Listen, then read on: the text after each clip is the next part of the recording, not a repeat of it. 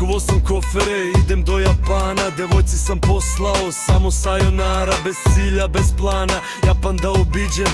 Ukrco se u avion, al ne znam kad ću siđem. Kupio sam kartu, putujem do Tokija. Iz džepa mi viri 33 Nokia i slika od Bokija, rođaka iz Tokija. Kad iziđem iz aviona da ne lutam kic opina.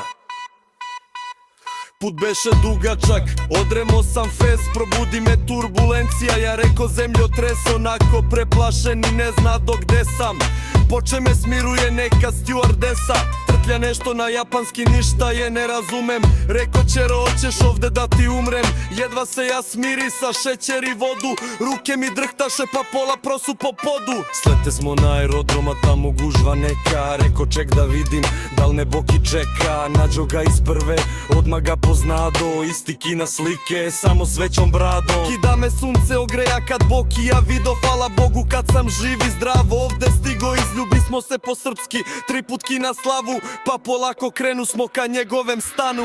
Grad veliki, Moskva, ma možda još veći. Svud okolo zgrade, fenjeri, svetleći. Nissan i Honde, Suzuki i Mazde, Toyota hibridi i mašine razne. Stigo smo do stana, ja mrtav premoren. Kida sam putovao sa Tomo s motorem, a ne avionem. Kući moje zovem, reko živ sam, zdrav sam, al kođa umoren. I tako ti umoram u san, ja utonem.